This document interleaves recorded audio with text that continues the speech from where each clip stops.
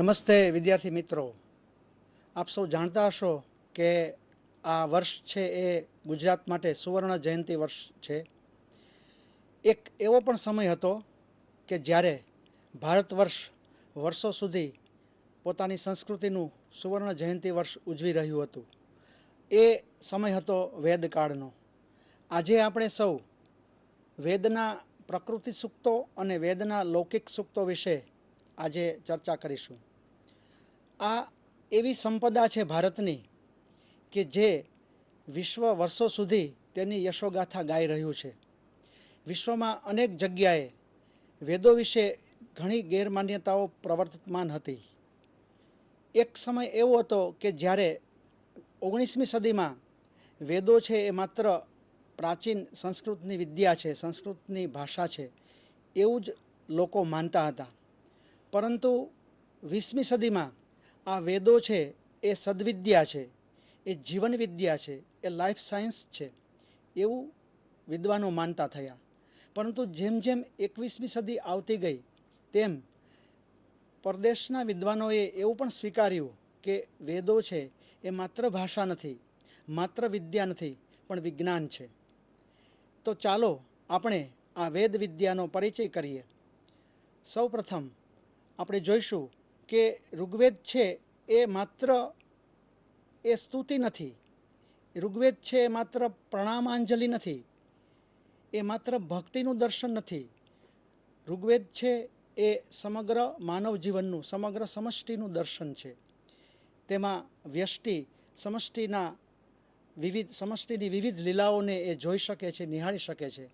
તો વિદ્યાર્થી મિત્રો, આપણે આજે જોઈશું કે ઋગ્વેદ છે એ એકમાત્ર એ વેદ નથી, એ સમગ્ર સંહિતા છે. આ સંહિતા 3 ભાગમાં વિભાજિત છે: ઋક, સામ અને યજુષ. ઋક ઉપરથી એ માત્ર એ અર્ચન છે, દેવતાઓનું અર્ચન છે.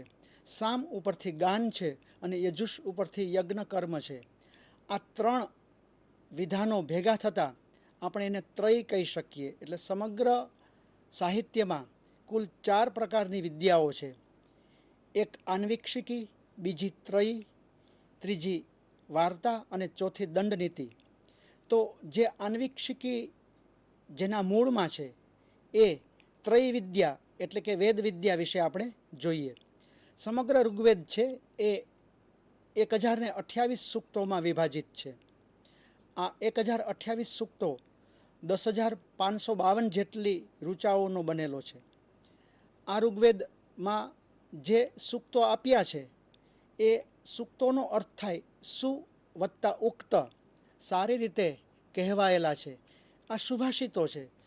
વેદનો ઋષિ જ્યારે નિધિધ્યાસનમાં, જ્યારે ધ્યાનમાં એ પરા પશ્યંતી વાણીથી પરમ તત્વને જ્યારે જુએ છે ત્યારે એ પ્રસન્ન થઈ જાય છે અને વિશ્વની આ અભિભૂત થનારી લીલાને જોઈ અને આક્રાંત થઈ જાય છે.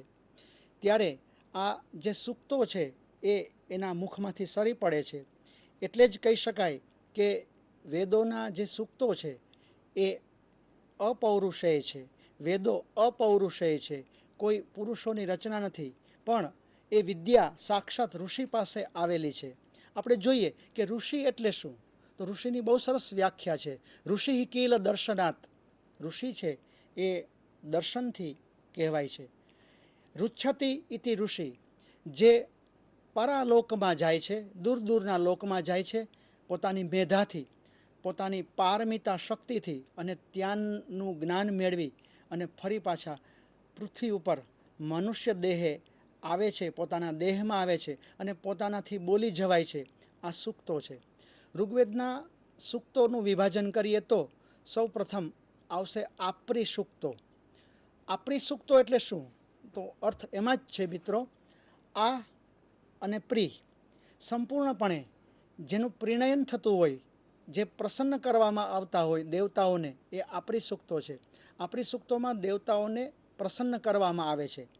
આપરી સૂક્તો છે એ નાટ્યશાસ્ત્રની ભાષામાં કહીએ તો એ વેદોની નાંદી છે. દેવતાઓને પ્રસન્ન કરવામાં આવે છે. એમાં ઈડા, બરહી, વિશ્વવારા, સરસ્વતી, દ્વારા, આ બધા દેવતાઓની સ્તુતિઓ છે. એમાં આ આપણી સૂક્તો છે એ ખૂબ સુંદર સૂક્તો છે. પ્રકૃતિના તત્વોનું પણ એમાં વર્ણન છે. ઋગ્વેદના બીજા નંબરના જે સૂક્તો છે એ દાર્શનિક સૂક્તો છે, ફિલોસોફિકલ હિમ્ન્સ. આ ફિલોસોફિકલ હિમ્ન્સ એટલે કે દાર્શનિક સૂક્તો. પાશ્ચાત્ય તત્વચિંતકો જે તત્વજ્ઞાનને વિભાજિત કરે છે એ છે કે એની મેટાફિઝિકલ, એની એપિસ્ટિમોલોજીકલ, પેડાગોજિકલ અને ઓન્ટોલોજીકલ થિયરીથી એને જુએ છે. તો ભારતીય વિદ્વાનો, ભારતીય વેદ પંડિતો એને દાર્શનિક સૂક્તોથી જુએ છે. તત્વજ્ઞાનને લગતા સૂક્તોમાં બહુ પ્રખ્યાત છે પુરુષ સૂક્ત છે.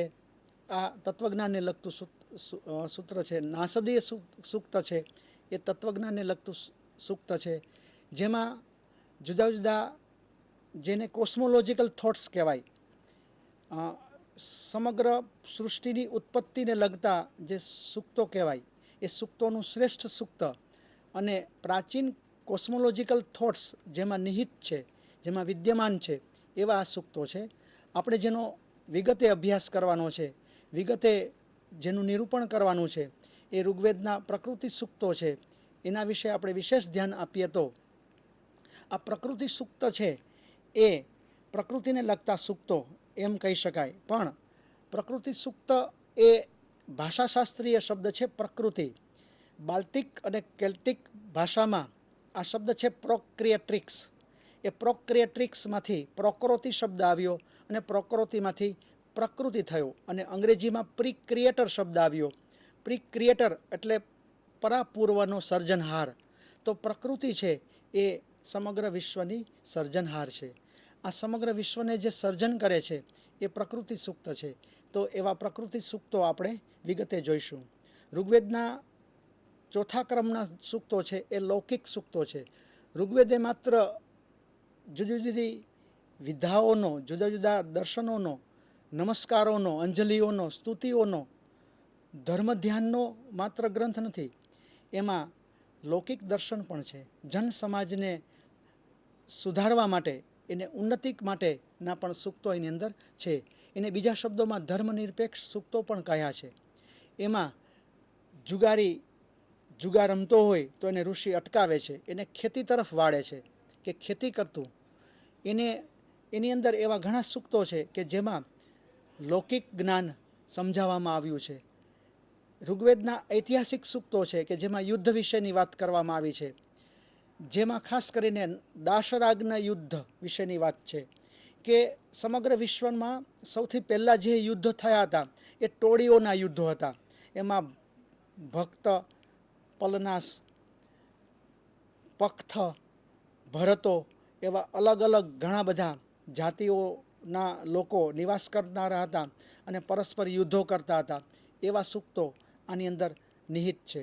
અને ઋગ્વેદના જે સંવાદ સૂક્તો છે એ સંવાદ સૂક્તો જેમને ભારતીય આદિમ નાટ્યશાસ્ત્રના મૂળ કહીએ આપણે, એવા સંવાદ સૂક્તો છે જે લગભગ દરેક મંડળમાં જોવા મળે છે.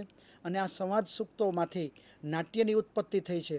એવા એક વ્યક્તિની સાથે એક વ્યક્તિના સંવાદ બોલાય છે, બે વ્યક્તિની સાથે એક વ્યક્તિના સંવાદ થાય છે, અનેકની વચ્ચેના એક સંવાદ થાય છે. એવા સંવાદ સૂક્તો ખૂબ પ્રચલિત છે. અને એ સંવાદ સૂક્તો પણ ઋગ્વેદનું બહુ મુખ્ય ધ્યાનાકર્ષક બાબત છે. તો આપણે જોઈએ, સૌથી પહેલું જે સૂક્ત છે એ અરણ્યાની સૂક્ત લઈએ. આ અરણ્યાની સૂક્ત છે એ ઋગ્વેદના 10મા મંડળનું 146મું સૂક્ત છે. મિત્રો, કોઈ પણ સૂક્ત જ્યારે શરૂ થાય ત્યારે શરૂઆતમાં 3 બાબતો મુખ્ય હોય છે. એક તો એ સૂક્તના દૃષ્ટા ઋષિ એ એરમમદ દેવ મુનિ છે. આ પહેલું જે નામ હોય એ દૃષ્ટા ઋષિનું હોય. બીજું છે એ ઋષિ જેનું દર્શન એને થયું છે એ જે છે એ અરણ્યાની એટલે કે એને જંગલનું દર્શન થયું છે, પ્રકૃતિનું દર્શન થયું છે. એટલે એ ઋષિ જે દેવતાને આરાધે છે એ તત્વ એ બીજા ક્રમમાં છે. અને જેને વેદોને આપણે એમ કહેવાય કે એ છંદ છે, છંદાંસી યસ્ય પર્ણાની યસ્તમ વેદ સ વેદવિત, એ ગીતાના વાક્યને આધારે આપણે એમ કહી શકીએ કે અનુષ્ટુપ છંદ છે આ ત્રીજો ક્રમ છે. દરેક સૂક્તમાં આ 3 ક્રમ હોય જ છે અને એના દ્વારા આ સૂક્તના દૃષ્ટામુનિ, સૂક્ત જેને રચાયેલું છે જેના વિશે એ, અને સૂક્ત જે છંદમાં નિબદ્ધ છે તે, જેને મીટર કહેવાય, વૈદિક મીટર, એટલે આ રીતે અનુષ્ટુપ છંદ છે. અનુષ્ટુપ છંદ તમને બધાને ખબર હશે મિત્રો કે 4 ચરણ હોય, પ્રત્યેક ચરણમાં 8 અક્ષર હોય અને કુલ 32 અક્ષરનું આ છંદ છે. ખૂબ પ્રખ્યાત અનુષ્ટુપ છંદ છે. આ અનુષ્ટુપ છંદ એના પછીના સાહિત્યમાં, રામાયણમાં, મહાભારતમાં, પુરાણોમાં જોવા મળે છે. આ આવો પ્રખ્યાત અનુષ્ટુપ છંદ છે એ આપણને જોવા મળે છે. હવે ઋગ્વેદનો ઋષિ છે એ પ્રારંભ કરે છે. પ્રકૃતિ સૂક્ત વિશે આપણે જોઈએ તો તમે તૈયાર થઈ જાઓ કે આપણે પ્રકૃતિ સૂક્ત વિશે, ખાસ કરીને અરણ્યાની સૂક્ત છે, બહુ પ્રખ્યાત સૂક્ત છે, એના વિશે આપણે વ્યવસ્થિત નિરૂપણ જોઈએ. તો એક નાનો બાળક પ્રકૃતિની ગોદમાં જાય છે. આ ઋષિ છે એ જુએ છે કે આપણું સમગ્ર અસ્તિત્વ છે એ પ્રકૃતિને અધીન છે. પ્રકૃતિ છે તો આપણું અસ્તિત્વ છે. એટલે સમગ્ર ભારત, જેના વિશે દાસગુપ્તાએ એવું કહેલું કે India is an epitome of the whole world, સમગ્ર વિશ્વનું એક ઉત્તમોત્તમ નમૂનારૂપ એવું જે રાષ્ટ્ર છે તો એ ભારત છે. અને ભારતને ભારત શા માટે કહેવાય? ભા એટલે તેજસ્વીતા અને રત એટલે રચ્યા પચ્યા રહેવું, બીઝી. જે દેશનો નાગરિક, જેનો ઋષિ, જેનો ચિંતક ઉત્તરોત્તર તેજસ્વીતામાં, વિદ્યામાં, પારમિતા પ્રજ્ઞામાં એ જે રચ્યો પચ્યો છે એ ભારતીય છે. સપ્તસિંધુની સંસ્કૃતિમાં જ્યારે આપણો ઋષિ એ વિહરતો હોય અને આ વનની ભવ્યાતિ ભવ્ય સંપદાને જોઈને એ હરખાતો હોય ત્યારે એનું હૃદય કેવું આક્રાંત થાય છે, એ બોલી ઉઠે છે, અરણ્યાની અરણ્યાની. તો નાનું બાળક જેમ જંગલને કે, આપણે જેમ કે હિન્દીમાં જોઈએ કે જંગલ ભૈયા, કેટલું આત્મીય લાગે. હે જંગલભાઈ, હે જંગલભાઈ, હે વનની દેવી, હે વનની દેવી, એવો એનો અર્થ કરવાનો છે. એટલે 2 વખત શબ્દ પ્રયોગ કરી અને એનું કેટલું સાયુજ્ય છે, કેટલું તાદાત્મ્ય છે વન સાથે, એ અહીંયા ખાસ જોવા મળે છે. પછી કે છે આ વેદની ભાષા છે અને વેદની ભાષા છે એને આધારે પાણીનીય પ્રશિષ્ટ ભાષા વિકસી. પણ જ્યારે આ પ્રાચીન ભાષા, તે હજી તો ભાષાનું પિંડ બંધાય છે, ત્યારે એ ભાષાને આપણે એવું ન નક્કી કરી શકીએ કે આ ભાષાનો આવો જ કોઈ અર્થ નિશ્ચિત છે. એટલે કદી વેદનું ટ્રાન્સલેશન શક્ય નથી. માત્ર વેદનું ઇન્ટરપ્રિટેશન એટલે કે અર્થઘટન જ શક્ય છે. તો આ જે કંઈ તમે જોશો એને સંપૂર્ણ ભાષાંતર ન કહી શકાય, પણ એને ભાવાનુવાદ કહી શકાય અથવા તો અર્થઘટન કહી શકાય. એટલે કે વેદનું ભાષાંતર નથી, પણ આપણે વેદનું અર્થઘટન જોઈશું. અને વેદના અર્થઘટન પાશ્ચાત્ય વિદ્વાનોએ અલગ અલગ રીતે કર્યા છે, ભારતીય વિદ્વાનોએ અલગ અલગ કર્યા છે. પરંતુ આધ્યાત્મ વિના એના સાચા અર્થઘટનો શક્ય નથી અને વેદાંગોના અભ્યાસ વિના સાચા અર્થઘટનો શક્ય નથી. જો પાશ્ચાત્ય વિદ્વાનો આ અભ્યાસ ન કરી શકતા હોય અને જો એ અર્થઘટન આપતા હોય તો એ અપર્યાપ્ત છે એમ માનવાનું છે.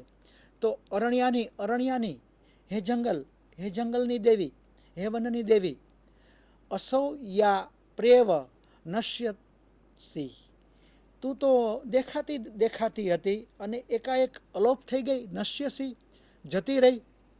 તો ઋષિ છે એ જુએ છે કે થોડાક સમયમાં આ દેવી છે એ જતી રહે છે, કારણ કે સવાર થઈ જાય છે. સવાર થઈ જાય એટલે આ વનનો જે અંધકાર છે એ નાશ થઈ જાય છે. કથા ગ્રામમ ન પૃચ્છસી, શું તું કોઈ ગામનું નામ લેતી જ નથી? એટલે કે તને ગામ ગમતું નથી, ગામની નજીક તું નથી, તું તો ગામથી બહુ દૂર દૂર છે, એટલે તું ગામનું નામ લેતી જ નથી, એવો અર્થ કરવાનો છે અહીંયા. ન ત્વા ભી ઈવ વિંદતી, ભી એટલે ભય. શું તને ભય લાગતો નથી? તમે જુઓ, જંગલને થોડો ભય લાગે, આ તો જંગલ છે. એટલે ભી ભયના અર્થમાં છે. શું તને ભય નથી લાગતો? જુઓ, આ ઋષિ બાળ છે, એ કેવી જિજ્ઞાસાથી આ જંગલને પૂછે છે કે તને ભય નથી લાગતો, તને ડર નથી લાગતો? આવા વેરાન જંગલમાં તું હોય છે, તારું અસ્તિત્વ હોય છે, તો તને તારો ભય નથી લાગતો? તો કેટલું બાલ સહજ, એકદમ સુંદર સ્વાભાવિક વર્ણન છે. તો ઋગ્વેદમાં એક કાવ્ય સૌંદર્ય છે, એટલે એ જેને પોએટિક બ્યુટિફુલનેસ કહેવાય, એ કાવ્ય સૌંદર્યના પણ અહીંયા દર્શન થાય છે. આપણે દ્વિતીય મંત્ર જોઈએ. વૃષા રવાય, રવ એટલે અવાજ, વૃષા એટલે કંસારી, એક પ્રકારની એવું કીટાણુ જંતુ કે રાત્રિના સમયમાં એક ધારો સતત અવાજ કરે છે. તો વૃષા રવાય વદતે, એ જ્યારે કંસારી જ્યારે ઝીણો ઝીણો અવાજ સતત કરતી હોય ત્યારે યદ ઉપાવતી, ઉપ એટલે જોડે જોડે, પાસે, ઉપનો અર્થ આમ તો પાસે થાય, પણ અહીંયા જોડે જોડે અર્થ કરવાનો છે. ઉપાવતી એટલે કે એને નજીકથી એ અવાજને પાછો એ ઝીલે છે, એને પ્રતિબિંબિત કરે છે. કોણ? તો કે ચિચ્ચિકહ. આ ચિચ્ચિકહ છે એ રવાનુકારી શબ્દ છે. રવ એટલે અવાજ અને અનુકારી એટલે